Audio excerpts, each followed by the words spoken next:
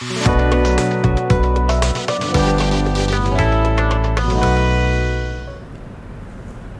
Tuhan kita Yesus Kristus menyertai kita.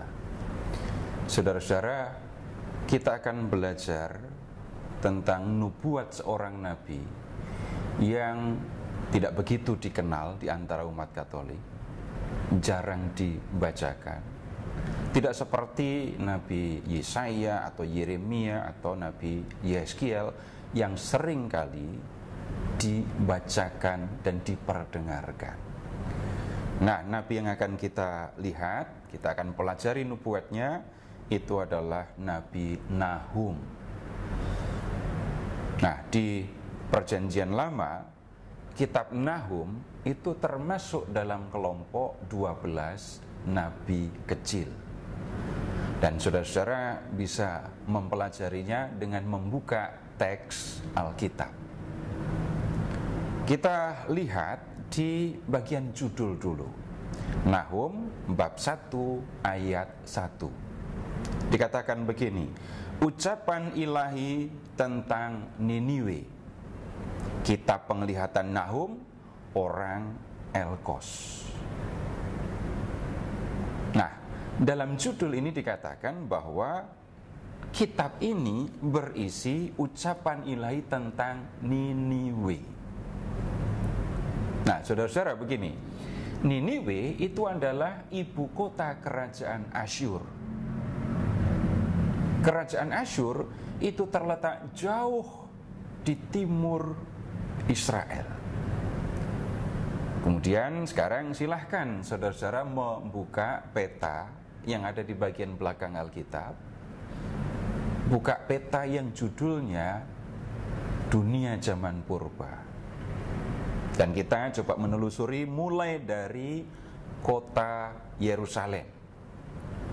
Dari Yerusalem, silahkan ke arah utara sampai ketemu Syria atau Aram, dan di situ ada kota Damsyik. Kemudian kita terus ke arah timur sekarang, lalu lihat ada 2 sungai di situ. Sungai Efrat dan Sungai Tigris. Di situ kita menemukan wilayah Mesopotamia. Wilayah ini disebut Mesopotamia karena terletak di antara 2 sungai. Mesos itu artinya di antara, Potamos itu sungai. Nah, di wilayah ini silahkan perhatikan ada 2 kerajaan. Di bagian selatan itu ada kerajaan Babel. Ibu kotanya, perhatikan, ada kota Babel di situ. Kemudian di bagian utara itu ada kerajaan Asyur. Nah, silahkan perhatikan kota Niniwe. Ini adalah ibu kota kerajaan Asyur. Kalau dari Babel kita ke arah timur lagi, kita akan menemukan kerajaan Elam. Ini adalah ibu kota kerajaan Persia. Lalu kalau dari Susan ke arah utara, kita akan menemukan kota Ekbatana, dan itu adalah ibu kota kerajaan Media. Nah, nama-nama kerajaan ini kita perlu perhatikan karena ada kaitannya dengan nubuat Nahum ini. Pertanyaan kembali disampaikan. Nahum itu seorang nabi di Israel. Tetapi kenapa dia berbicara tentang Niniwe, ibu kota kerajaan Asyur yang letaknya jauh di timur? Nah, kita perlu memperhatikan bagaimana kerajaan Asyur ini berinteraksi dengan Israel. Nah, sekarang begini, buka lagi sekarang peta, dan buka peta yang judulnya Kerajaan Israel dan Yehuda. Di peta ini silahkan lihat di bagian paling utara, cari kota Dan yang terletak di dekat Gunung Hermon. Kemudian dari Dan silahkan ke arah selatan dan cari kota Betel. Dari kota Betel terus ke selatan lagi cari kota Beersheba. Nah, kemudian dari antara Betel dan kota Dan, silahkan mencari kota Samaria. Kemudian antara Betel dengan Beersheba, silahkan cari kota Yerusalem.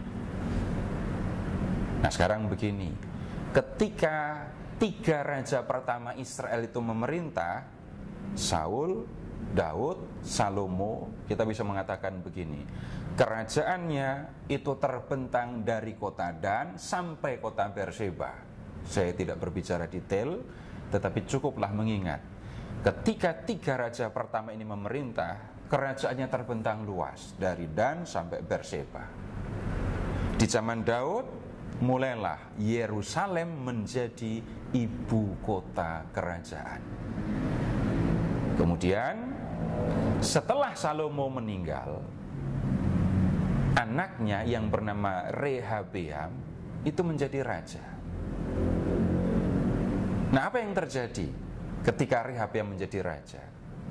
Orang-orang, rakyat dari wilayah utara, dari kota Dan sampai Betel, itu datang kepada Rehabeam dan mereka meminta keringanan beban kerja.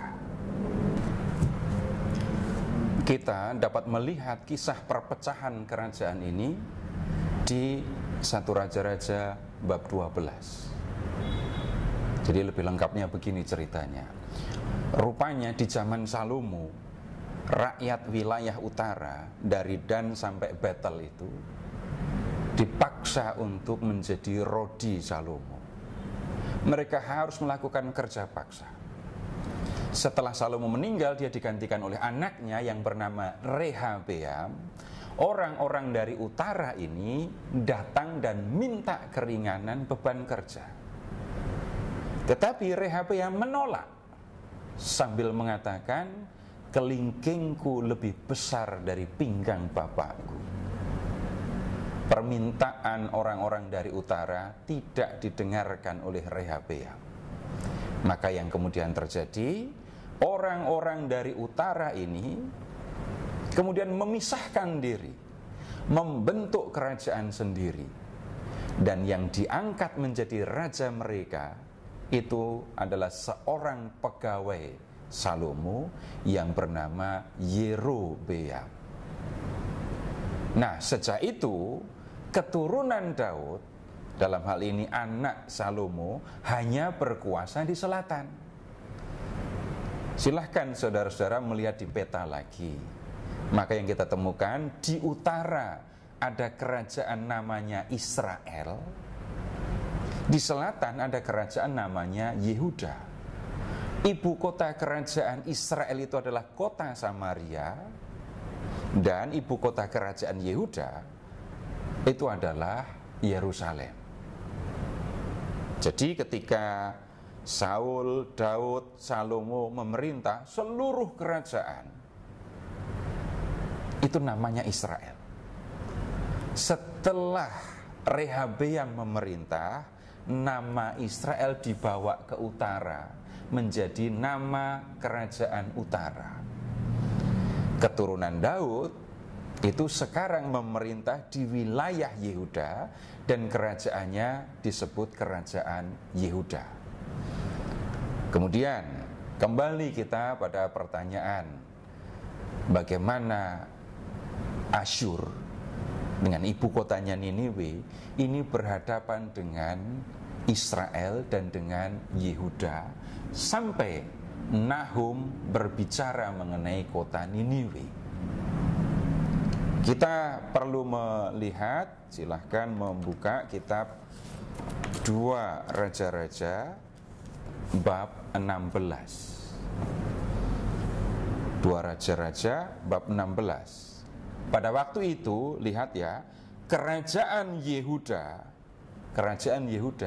diperintah oleh seorang raja yang bernama Ahaz.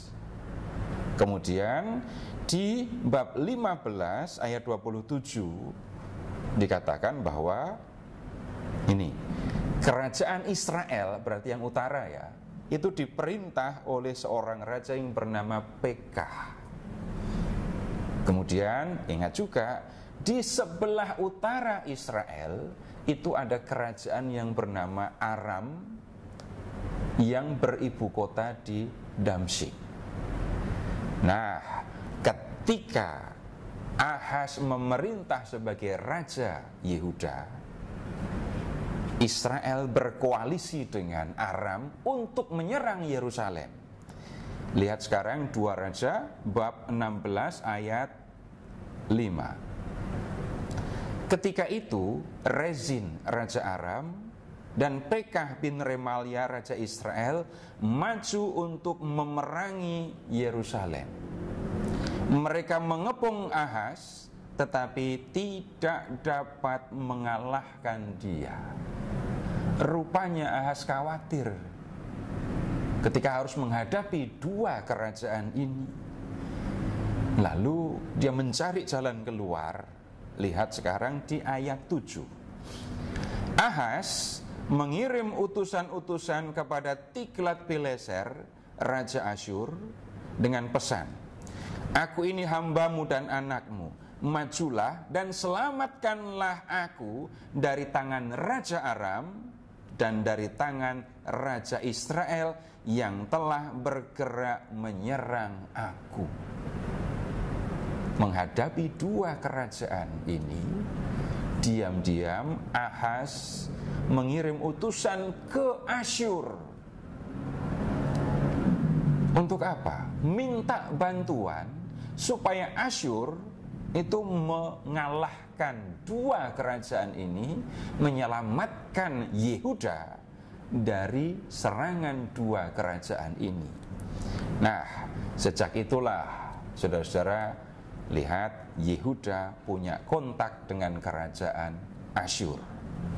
Kemudian di ayat 8 itu dikatakan begini, Ahaz mengambil perak dan emas yang terdapat dalam rumah Tuhan dan dalam perbendaharaan istana raja, lalu mengirimkannya kepada Raja Asyur sebagai hadiah.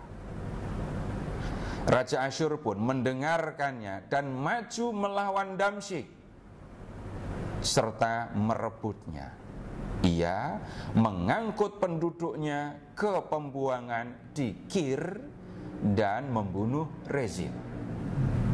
Ya, bantuan Asyur itu tidak gratis. Ahaz tahu itu.